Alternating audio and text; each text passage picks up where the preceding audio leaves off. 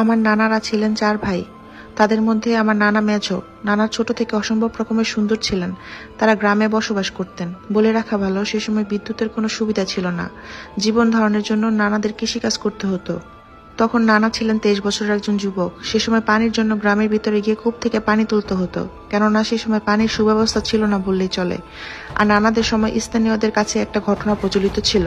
ওই কূপ থেকে 7 পরী মানে 7 জন পানি সংগ্রহ করতেন, আর তারা কাজ শেষে ঘটনাস্থল থেকে চলে যাওয়ার সময় মাটি বালি দিয়ে সেখানের পানি ঘোলাটে করে যেতেন। একই ঘটনা যখন প্রতিদিন ঘটতে লাগলো, তখন গ্রামের লোকেরা গেল আমার নানার বাবার সাথে এই বিষয়ে কথা বলতে। আমার নানার বাবা যেহেতু সেই গ্রামের একজন প্রধান ছিলেন, তাই তাকে সবকিছু বলা হতো এবং তিনি সবার থেকে ভালো পরামর্শ ও পদক্ষেপ নিতেন। একইভাবে সেবার সবার সাথে কথা বলে তিনি সিদ্ধান্ত নিলেন যে প্রতিদিন এই কাজগুলো কে করে তাকে হাতে নাতে ধরতে আমার নানা এবং তার ভাইদের সেখানে পাহারা দেওয়ার জন্য পাঠানো হবে। সেই অনুযায়ী পরের দিন রাতে আমার নানারা 4 ভাই মিলে যান সেই কূপের কাছে পাহারা দিতে। আনুমানিক রাত 3:30, নিশিরাত বলা হয় এই সময়টাকে। আধারের তীব্রতা দারুণ, মাঝে মাঝে বাতাস বইছে। সে সময় নানা খেয়াল করেন কূপের আশেপাশে সাদা অদ্ভুত কিছু অবয়ের উপস্থিতি। নানা তার ভাইদের নিয়ে কাছে যেতেই নানাদের উপস্থিতি টের পেয়ে তারা শূন্যে মিলিয়ে যায়। তবে নানা খেয়াল করেছিলেন সেই অবয়েদের কেউ একজন কিছুক্ষণ স্থির হয়ে তার দিকে কেমন অদ্ভুত ভঙ্গিতে তাকিয়েছিলেন। বলে রাখা ভালো, তারা বেশ কয়েকজন একসাথে থাকায় তেমন ভয় পাননি।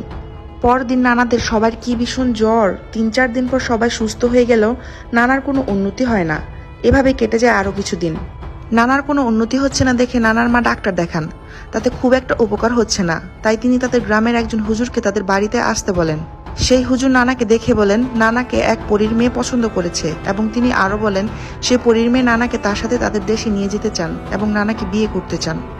নানার এমন অবস্থা দেখে তার মা রীতিমতো কি করবে বুঝে উঠতে পারছিল না। সময়ের সাথে সাথে নানার অবস্থা দিন দিন খারাপের দিকে যাচ্ছিল। সেই হুজুর নানাকে রক্ষা করার জন্য তার পালিত এক ইসাক জিনের মাধ্যমে দেশের বাইরে থেকে নানার জন্য রোগ সারানোর ওষুধ আনেন। জানা যায় সেই জিনকে আমার নানার মা দেখেছিল। লম্বা তার দেহের গঠন, মোটা মোটা আঙ্গুল আর ভারী গলায় কথা বলতেন সেই ইসাক জিন।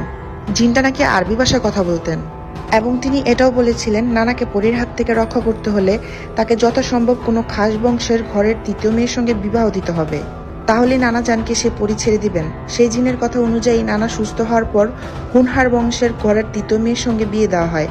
অবশ্য সেই পরীর মেয়ে আজও নানাকে ভালোবাসেন। নানাকে এই ব্যাপারে জিজ্ঞেস করলে তিনি জানান পরীটা তাকে এখনো প্রায় রাতেই দেখা দেন এবং বিয়ে করতে চান। এমনকি তিনি এখন অবধি নানাকে পাওয়ার আশে বিয়ে করেনি। এখন আসি মেন কথায়।